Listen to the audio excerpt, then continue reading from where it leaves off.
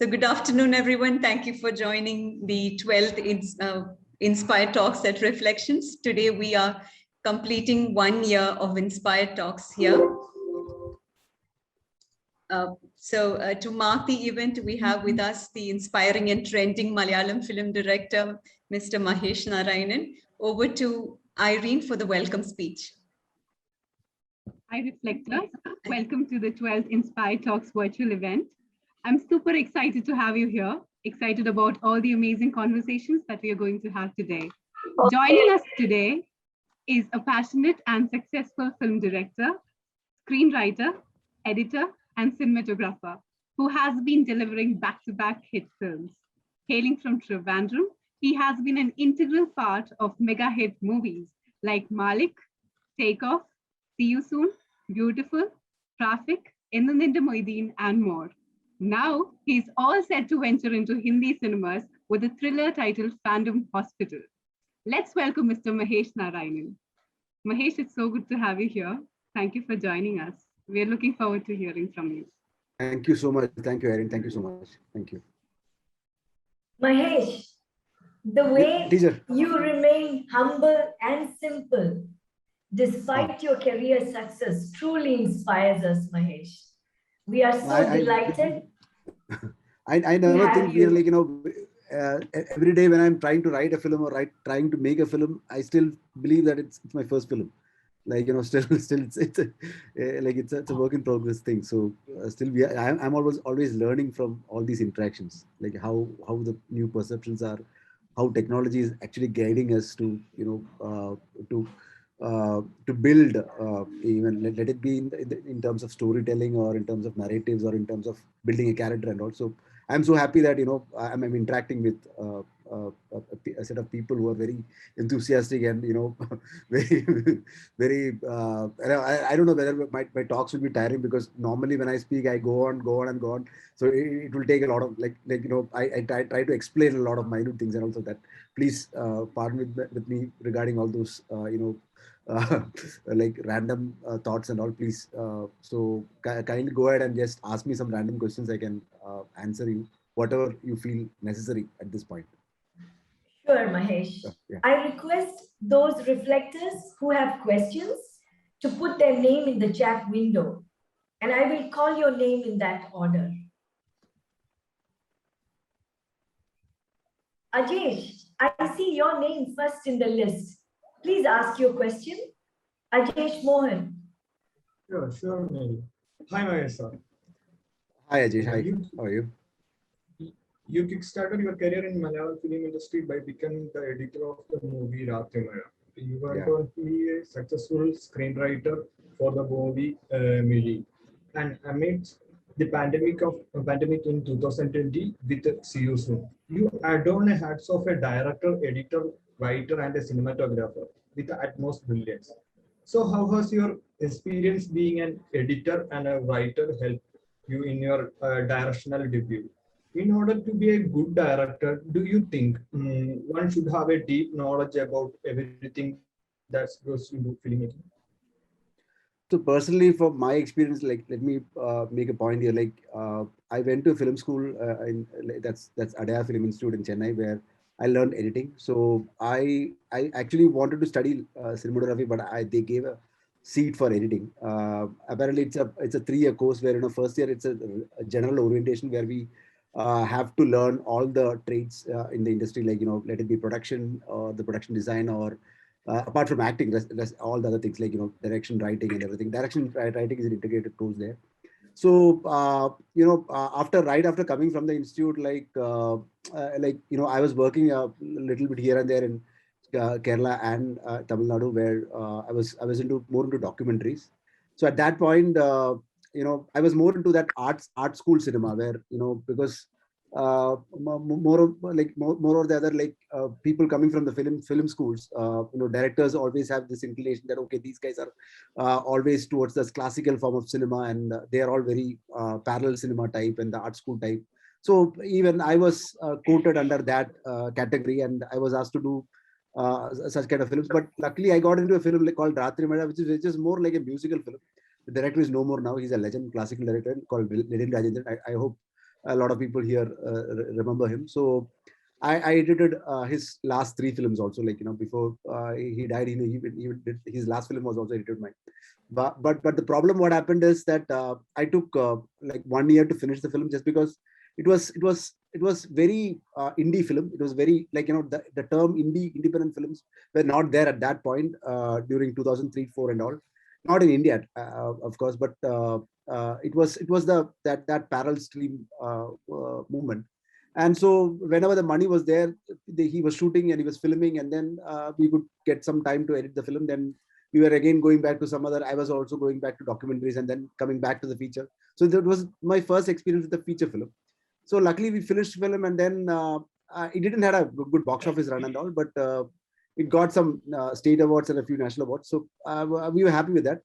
So the good advantage for me, what I got from that project is that, one of my classmate, actually my batchmate, who was actually an assistant cinematographer in the film, I was editing that film. So in that manner, I got a little upgrade. Like, I didn't invest more time into assisting in editing, but I got as got into I got promoted slightly as an independent editor much early towards my career, like, straight from 2005. So what my point is, like, I've been sitting with all these new filmmakers, like right after Rajamari, I've been sitting with all certain classical filmmakers and also new filmmakers, first timers and youngsters, and typically youngsters, so that the kind of drive what they give us, like, the kind of information what they pass through. So it is no more like learning. So I always compare editing as a parallel to writing.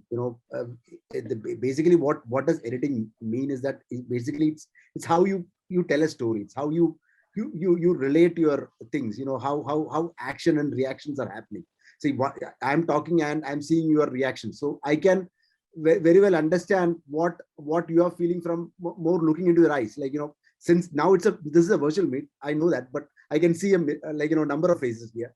But still, like, if it's a one-on-one meeting just between you and me happening, I can really understand that whether you're following me, whether you're understanding me, or something which I'm telling you is right up to the point, or I'm dragging it too much. So this is a kind of communication which we are trying to lay out through this craft called editing. So it's more than a craft. I will define it as an art, because at times I've seen a lot of people asking me, what does editing do? Because you're already working on a material which has been shot by somebody else, created by somebody else, and you're working on that.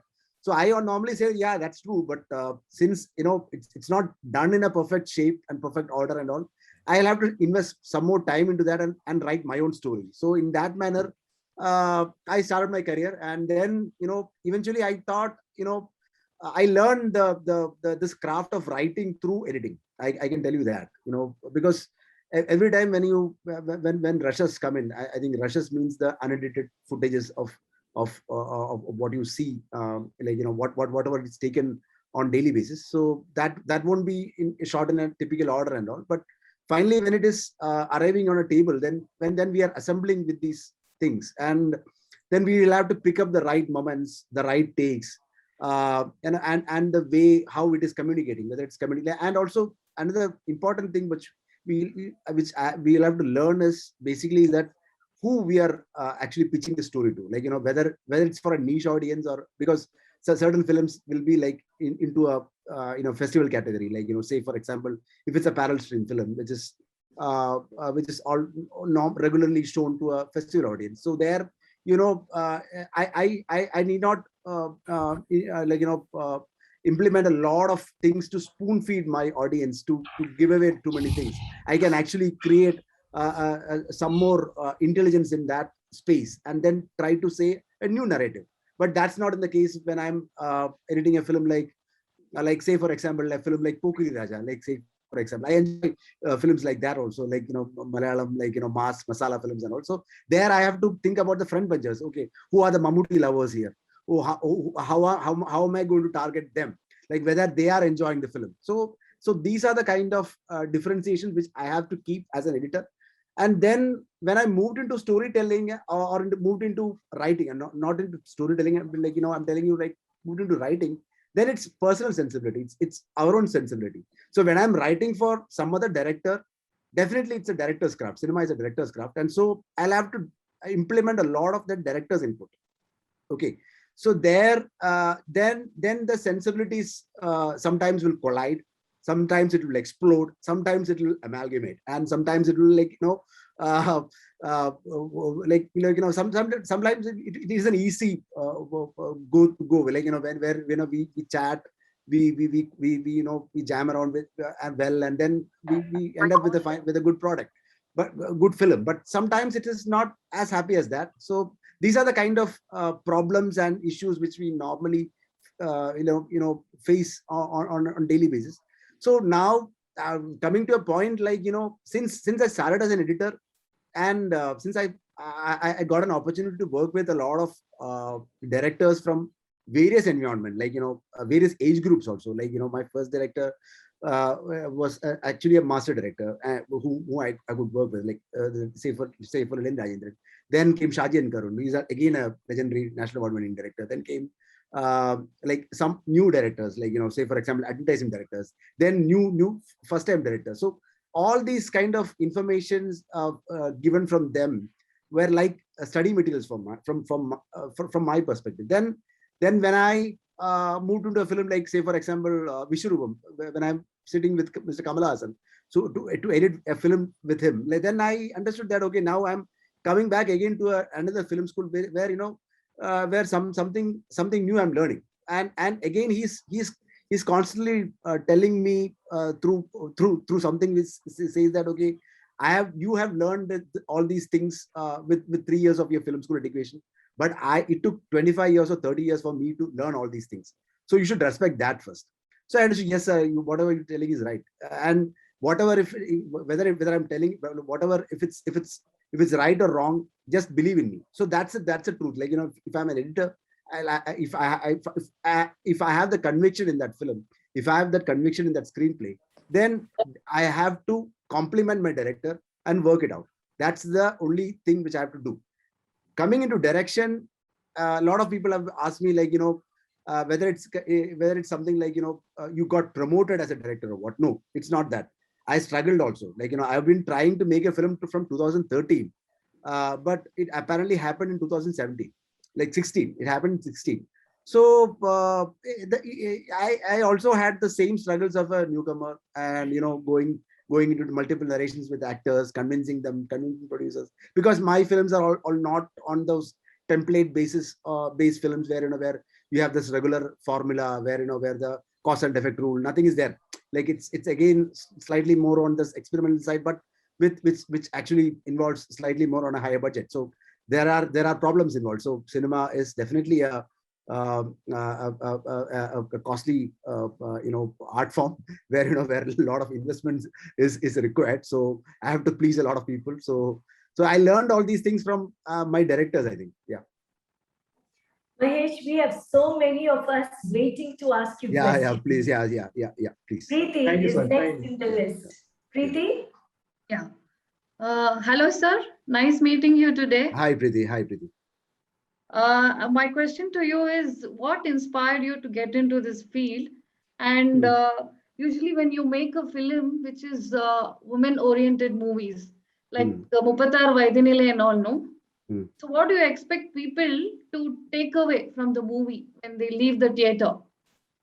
See, basically, I will answer your second question first, because I never considered films like female-centric, women-oriented, or male-centric, or anything like that. I only feel that, like whatever it's touching my heart, I make that film. Like I only consider this films like this way. Like when I'm starting to write something, like so far I have only directed whatever I have written.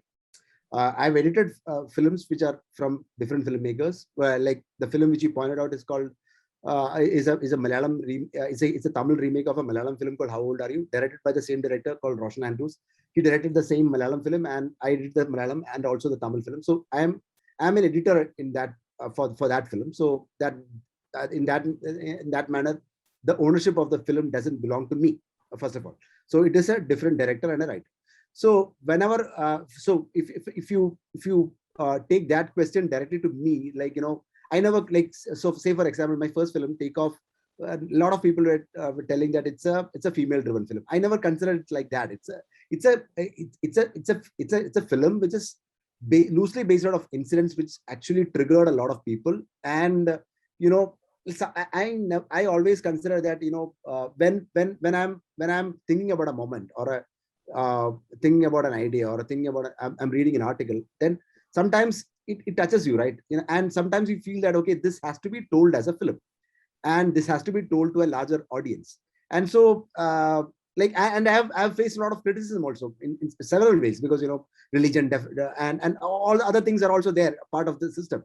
So like whatever it is said and done, so when I'm thinking about a concept, the primary thing what I always look into it is that whether it is communicating to me, whether I need to tell the story.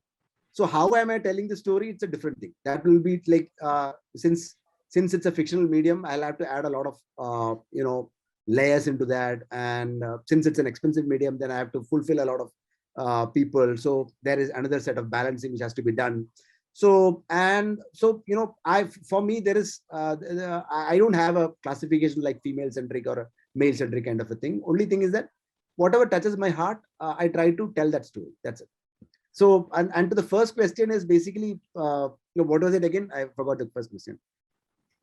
What inspired you to get into this field? So the thing is, like, you know, literature is the biggest advantage for people, you know, as a Malayali, I'm telling you.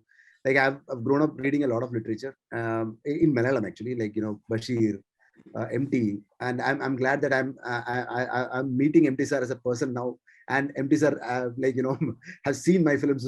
Those things are actually very precious for me, because I've been reading all these books written by him, and there are several other writers like Kunathil Kunjaptullah, like a lot of writers. I can and also Trivandrum is a city where, you know, where you've got immense exposure of like, you know, classical films. Nowadays it's easily available in the internet, but those days, you know, we used to have a lot of film societies functioning in and out of Trivandrum, where every day there will be screenings. You know, classical films were shown in 16 or in the old you know, VHS, like, you know, the video format, or let's say, for example, 35 projections happening all around in Trivandrum city. So Trivandrum is a place which I you know, which I should actually should say that it's a mother who nourished me as a filmmaker, because to tell stories, to watch out for the new movies, film festivals actually, and then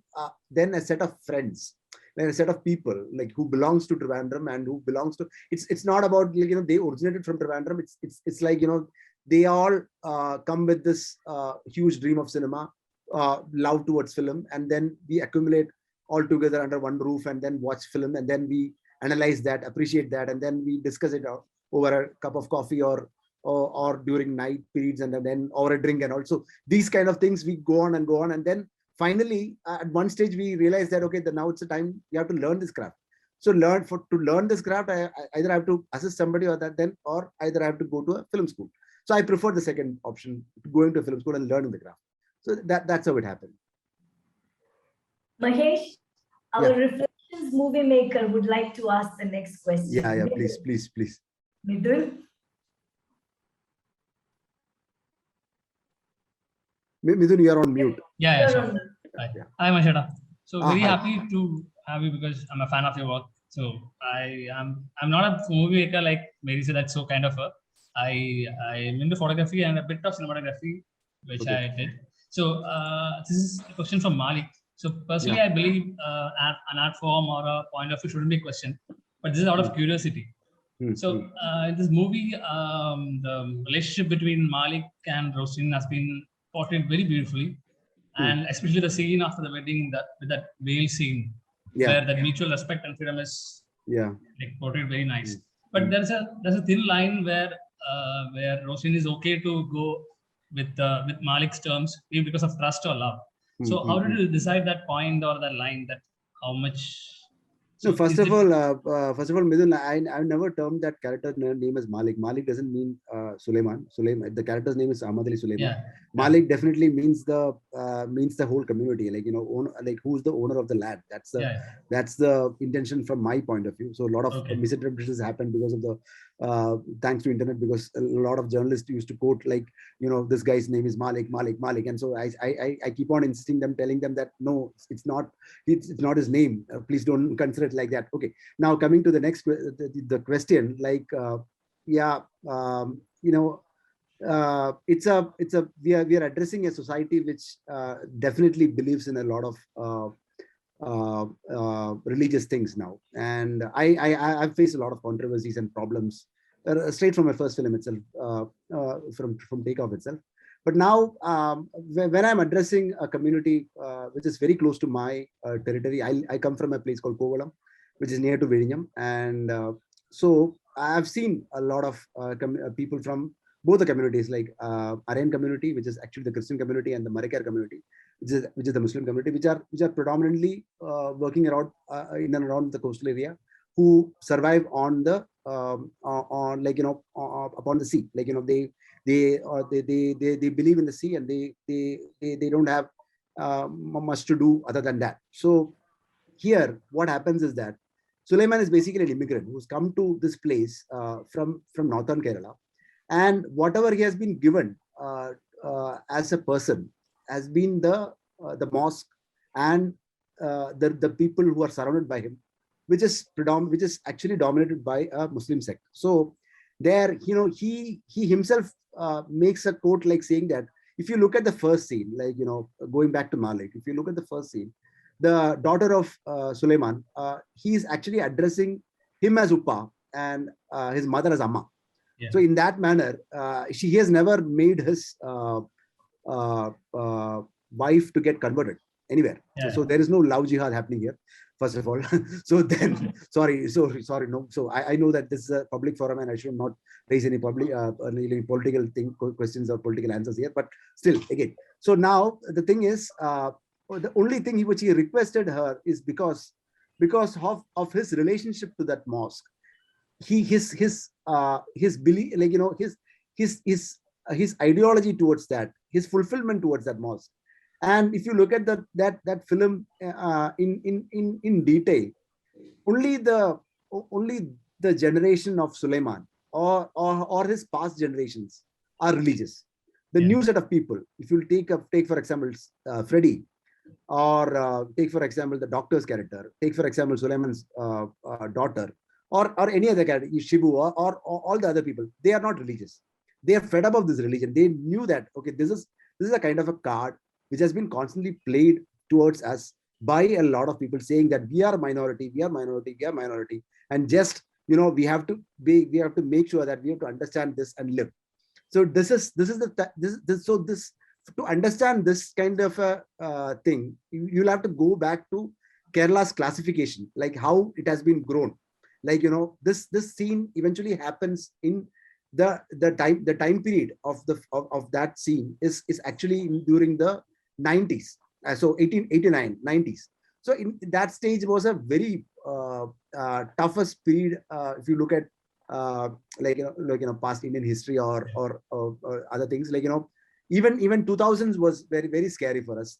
I think, when people who are very much closely related, closely observing history, they will understand why am I specifically mentioning all these time periods. So Suleiman only wanted this kind of a thing from her, that, I just wanted the next generation of mine to be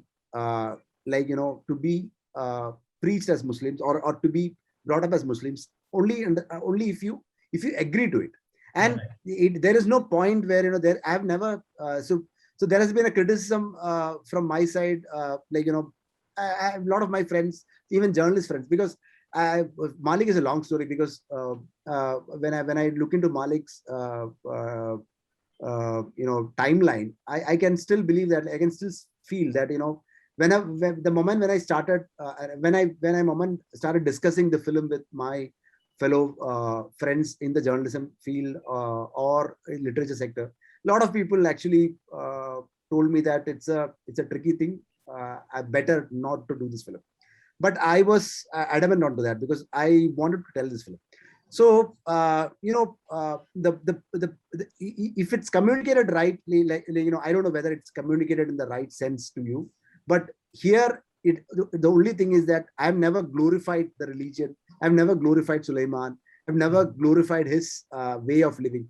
All the characters are, if you look at it, are all on the grayscale characters, all with a gray nature. They are not black or neither white or neither black. It's all on a gray scale, where where they all move around and function with opportunities given to them with certain establishments. So here the mosque is basically an establishment, and they are basically utilizing these people. So these things, the realization part will come only at a later stage. Okay, so I think I've answered your question. Yeah. And it was conveyed properly to me when I saw the movie also. So yeah, okay, thank you. Mahesh, our dear CEO, has a question for you. Okay, please, yeah. Thanks, Mary. Hi, Mahesh. Very nice to meet you. I want to know the Mahesh on the sets while you're directing, right? Are you a very calm director, or do you get agitated? How do you manage your emotions? How do you remain calm? How do you manage stress? Those are my questions. I'm not a calm person. I'm a pretty I'm not a calm. I'm a human being. I'm very restless. First of all, the thing is that executing my films are always tricky. Apart from See You Soon, but See You Soon is not tricky. That it's because it's everything is under the pressure is always on me, because we tried to make that film as an experimental short film. Even we never thought about making it as a feature, but apparently after one point we realized that this is becoming more and more scary, that I already felt I was actually telling Fahad that at times, sometimes we'll feel that this is not working properly, and then let's drop this film and let's take this as an experiment within us, and just because we are all free now, and let's make something out of it, and as a productive exercise, let's do this film. Malik was not like that, because it's more like we have to be on schedule. First of all, as I said in my first answer, it's cinema is even though cinema is the most popular medium, it's the most expensive medium today, and art form today, and it involves a lot of things where more than writing. Writing is the place where we have the maximum kind of stress which happens within us. Actually, debate is happening inside our minds. Arguments and everything happens within us. But when you are going into a location, the problem is that we are not Bollywood.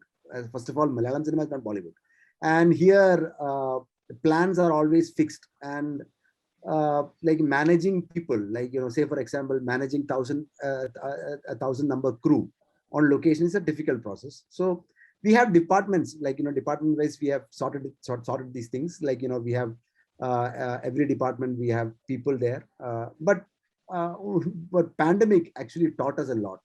Why I'm telling you this is because straight after Malik, we made a film called See You Soon.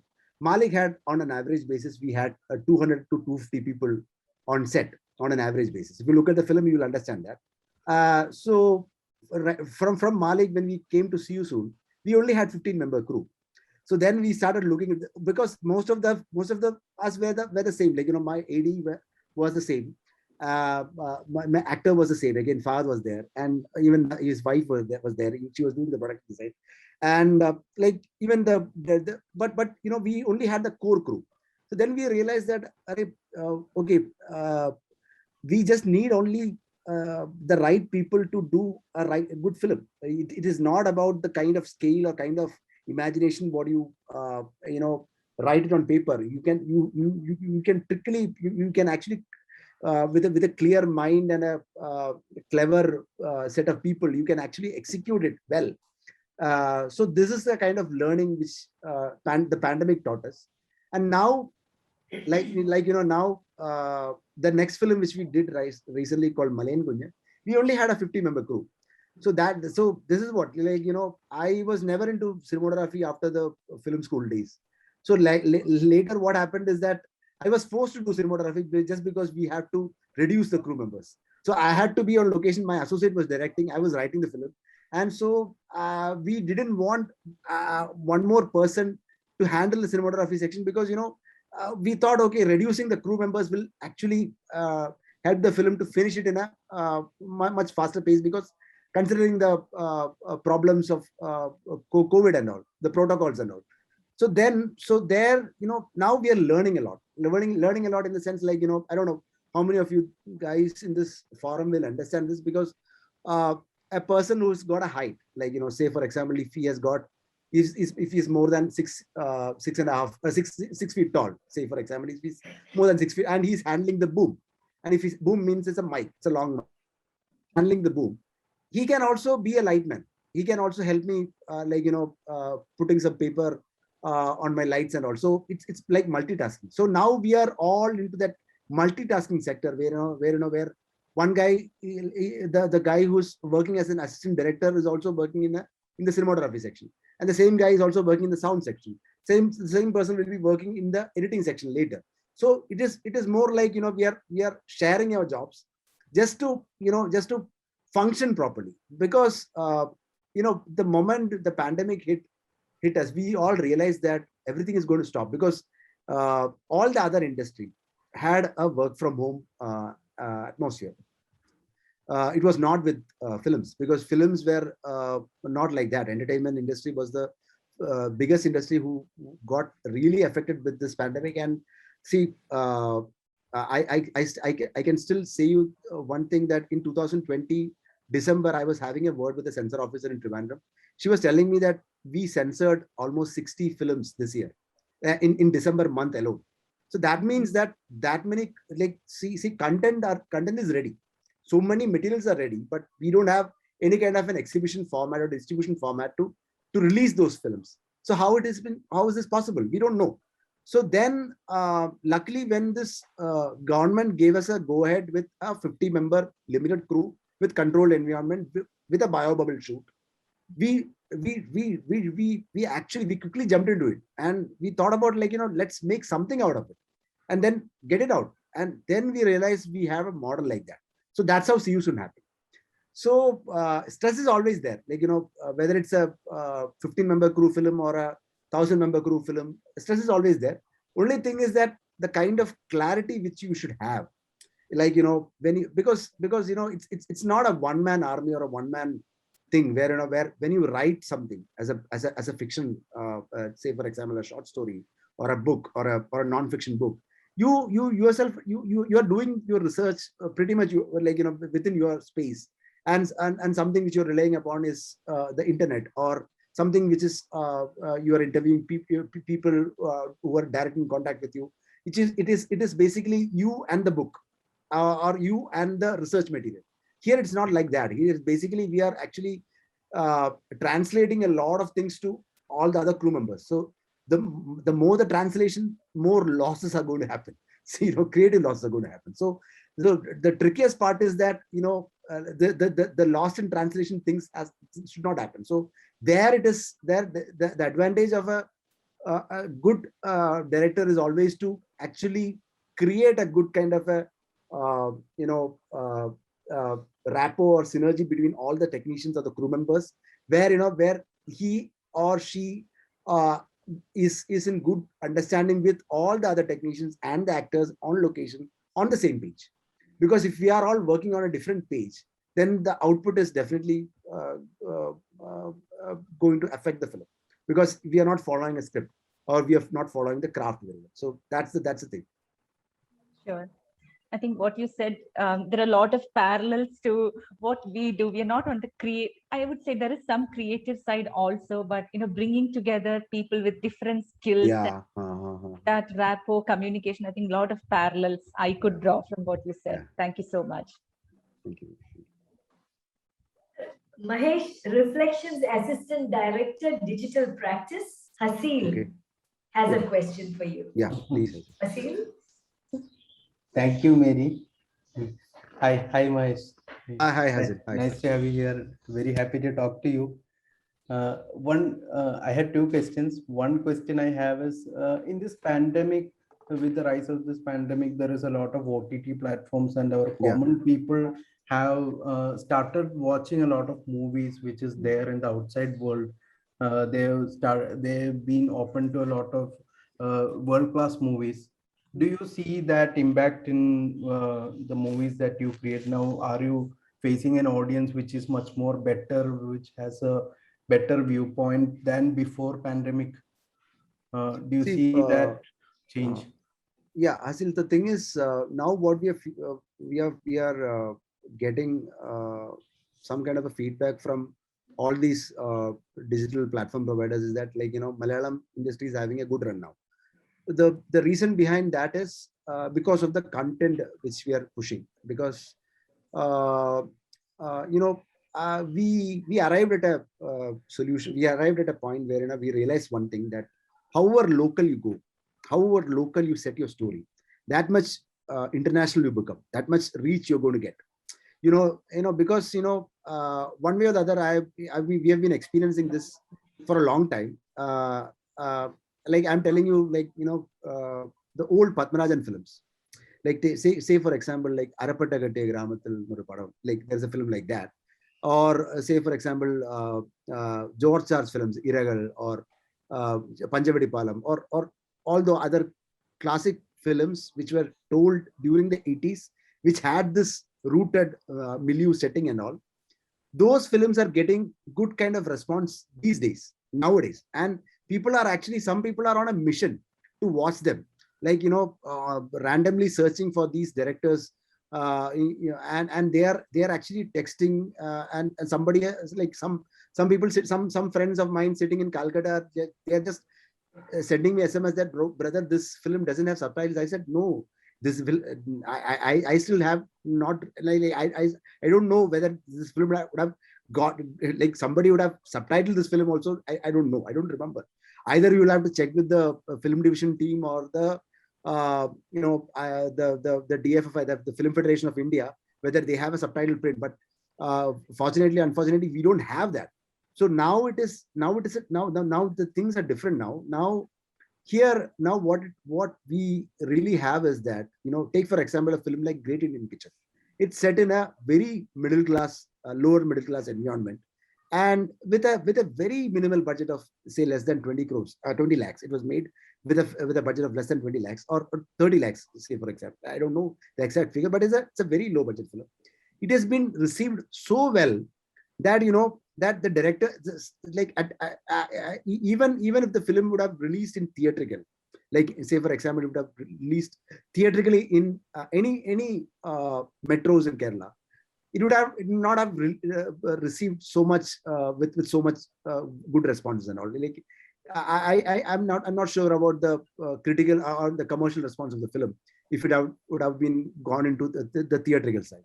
So now the thing is, like digital players are actually having a good run now, and the theory behind them is they are actually planning for an ensemble.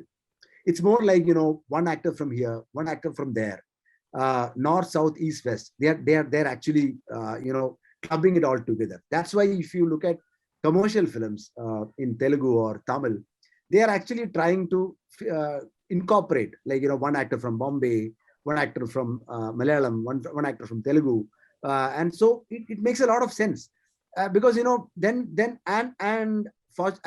apparently they can speak their own languages. They are giving them that freedom to speak in their language, because they understood it clearly that this is going directly to streaming platforms.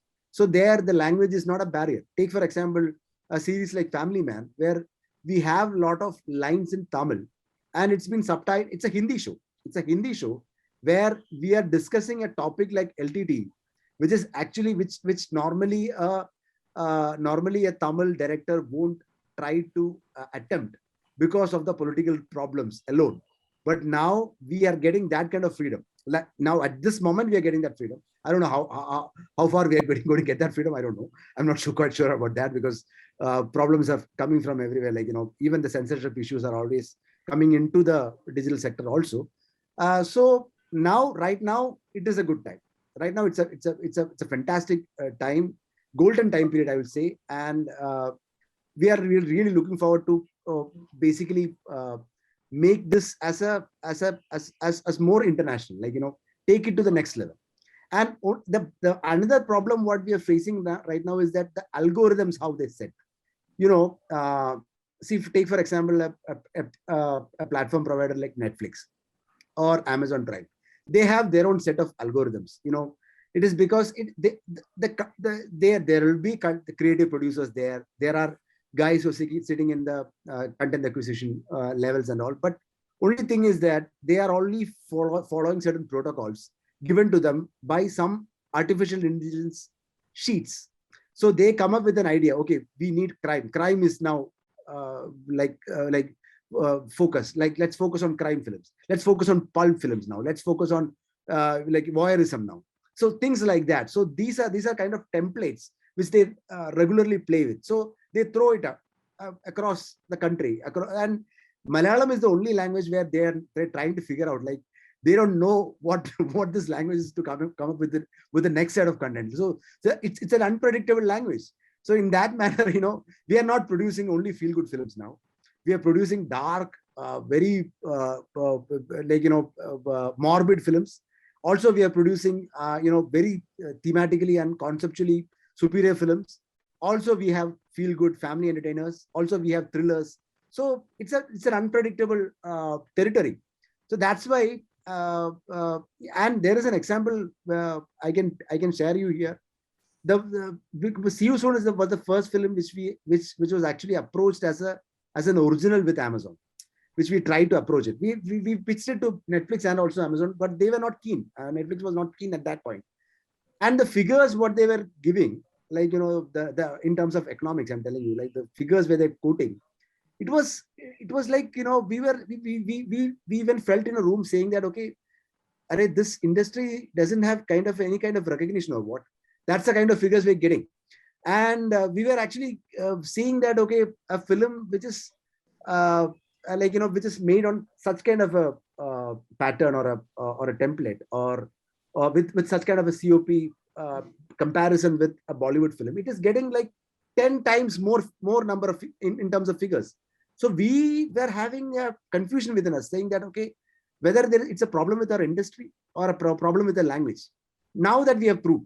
So I know this experience from See You Soon to Malik in terms of my own films, like how the figures have got changed. Okay, Malik is an expensive film, and in terms of budget also it's on a higher budget, but we know the vibration and we know the bandwidth, how the platform providers are giving us now.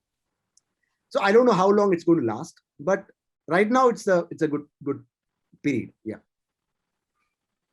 Mahesh, success. Yeah. Vishnu, our system administrator, Hi, has Vishnu. the next Hi. question for you. Hi, Mahesh. Hello. So my question is, you have mentioned your struggles and your experiences becoming a director. So how does it feel to win the national and the state awards for your first debut? And one more thing, you're now stepping into Bollywood with your new film, Fandom Hospital.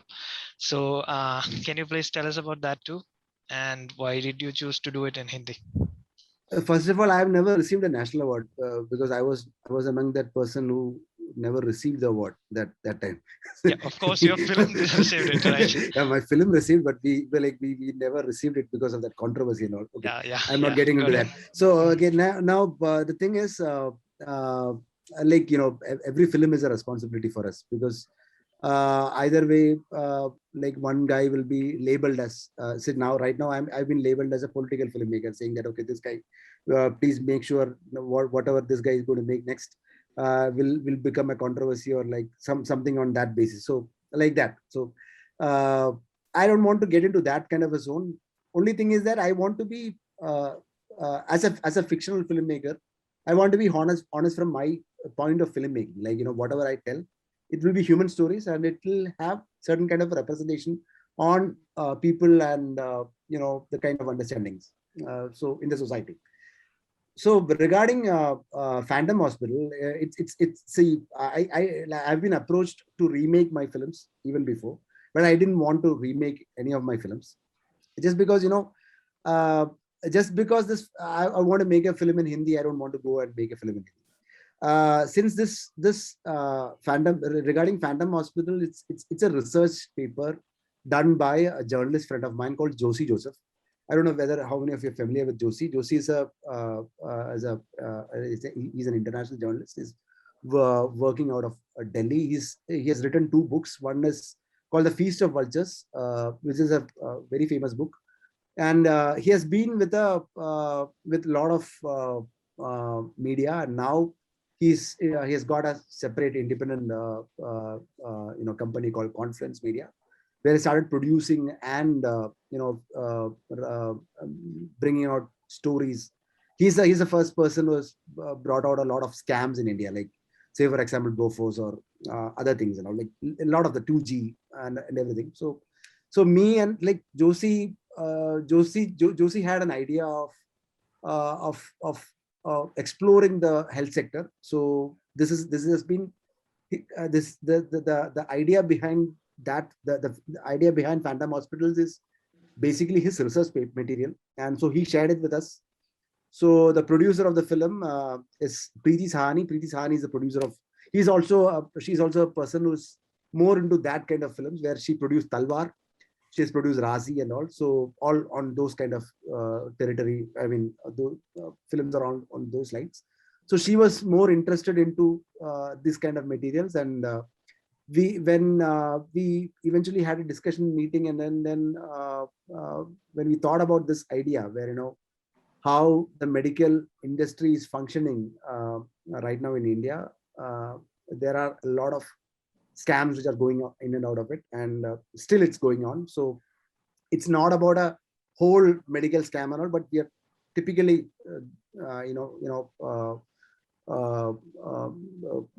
like mentioning only one sector into that, and I can only reveal only this much to this, because Josie is still fighting on certain cases now, and so I don't want to ruin his reputation also, because revealing too much on the project and all, because and I can tell you that it's again based on events which actually happened in India, and how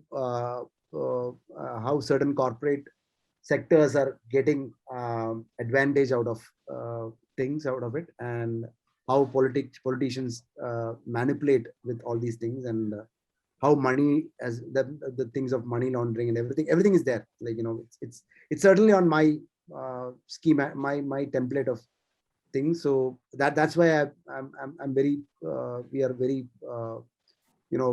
concerned about this film, and we are very happy to make this film happen. Yeah. Quite interesting. Thank you. Yeah. Nice. Hari Pillai, who heads the corporate communications team in Reflections, has the next question. Hari? Hello, Hari. Hi, Mahesh. Hi. I just wanted to ask you, which filmmaker, if any, has inspired you the most? Right now, like it keeps on varying, sir. Basically, right now it's Costa Gavras. Costa Gavras is an European filmmaker who has made films like Izad is one of my favorite films. There is a film called Music Box. There is a film called Missing. So he's a very daring political filmmaker, and who has made films in Europe and in Hollywood. But the thing is that he speaks from his heart. So we don't have that kind of a stand right now. And I still get comments from my from my films also. You should not have, you still have that fear. Yeah, I still believe that, because I'm making film in India. I'm not making, because we have a board here. We have a censor board. We have a we have a regulatory thing, and there are a lot of other problems also while making a film in India. So right now I'm a huge fan of this filmmaker. But earlier days, the film I often revisit a lot is Bicycle Thieves. Vittorio Disca's film, and then Asghar Farhadi, Iranian filmmaker, whose films are all very inspiring for all of us. And there are a lot of these are the few filmmakers, and of course in Malayalam, definitely I can't exclude Padmarajan sir's films and George sir's films, because I consider there is a film from Padmarajan called Perivadi Ambalam. That I consider this film as an epic film, and the film which I mentioned earlier, Arapata. So those are the films which are actually ahead of times. They made even today. If you watch it, those films are very relevant. Yeah. Thank you so much. Jiffin Gomez has the next question for you, Mahesh. Jiffin? Hi, Mahesh. So, hi, Jiffin. The question which I had in mind, you had already answered. So, Mahesh, how was the combination with Fahad? So, this is I've been answering this in every interview. So with the he's more like a friend. Like we came to the industry all together, somewhere like parallels to the industry, and so it's not like working like with an actor or a director and all. It's like more like working like friends. So it's a person who I can trust a lot, and he also thinks me as a person who he can rely upon a lot. And then there's a lot of transparency between us. We share a lot of things. It's not only related to films also, we share our personal problems also. So in that manner you'll understand, I'll tell you an example. Right after takeoff, I was behind a film which never happened, and I was I took almost 1.5 years to get out of it, and it was Fahad who actually took me out of it and said that, okay, we leave that project and come back, and then let's make a film together, and make it happen again, start functioning again. So at times filmmakers will have a time period where we go into a deep depression zone when something is not happening, and when we are inclined towards a subject very close to our heart, and if it's not happening, just in terms of, there are multiple reasons. Some will be financial reasons, some will be logistical reasons, and something, and also regarding the value of the project, and the type of who is there in the receiving end, who's going to watch the film. So there are stages like that. So friends are like that, right? Sometimes they come up with certain things and say that, okay, they understand us very well, so they feel that, okay, it's not only Fahad, there are a lot of other people also, but so Fahad is one among them. So it's like that. Thank you, Mahesh. Thank you. Soumya SV wants to ask her question, Mahesh. Hi, sir. Yeah, please. Hi, so in your opinion, how movies and movie making have changed your life perspective, and how it has brought social changes? I didn't get you. What is the question? Yeah. So how movies and movie making have changed your life perspective? Yeah. That's what I changed our life perspective. Yeah, your life perspective. My life perspective, I don't know about my life perspective, because every time when I watch a film which is very close to my heart, which is very favorite to me, there will be a kind of reading which is happening every year. Say for example, a film which I saw in film school, I would have had a different interpretation at that point. And now if I'm looking at back, say for example, Bergman's films, say I will tell you an example like Wild Strawberries. I had a different point of view about that film when I was watching the film for the first time in a film school. Now when I'm watching it, like say for example, 2 years before, I had a different interpretation, totally different interpretation.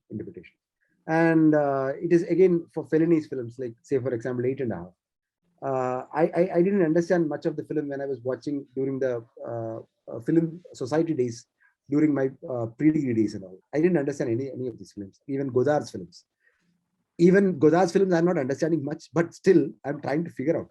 like whatever it's there. It's trying to figure out, okay, what is the meaning? What is the inner meaning towards that? So I think for audience perspective, I think it's before and after internet. I will consider it like that. This is the thing which actually changes a lot, because we are living in a time period where we are moving so fast, and these kind of isolation time periods, quarantine time periods are actually making us more dependent to these kind of technology. And I'm not an Instagram or a I don't have a Facebook account. So but I wanted to make you soon. So I learned, so a lot of people actually disagree with me, saying that, okay, you don't have no, I don't have I'm telling you honestly that I don't have a Facebook account, but I have to learn a lot of things, because I understood that now when I am to address the next generation, I have to learn all these things. Like, so I only consider life before and after internet, like, the streaming days. Now I don't know how 5G is going to affect us. Now I'm doing a little research on that. From with 5G, some kind of a in terms of content and in terms of research and in terms of development, there is a big explosion going to happen. I don't know whether it's going to help people, or or it's going to damage us. I don't know, but certainly there is a big leap waiting for us. Thank you. Thank you, sir. Mahesh, I know there are so many of us waiting to ask questions, but since we need to respect the scheduled time, let us close with a vote of thanks from Nikita. We loved your presence, Mahesh. Thank you, Mary. Thank you so much. Thank you. Nikita, over to you. Mary. Yeah. Good afternoon, everyone. I am Nikita from the HRT, and it is my privilege to give the vote of thanks for this anniversary session of Inspire Talks. Dear sir, we are honored to have you with us today, and thank you so much for inspiring with your success story.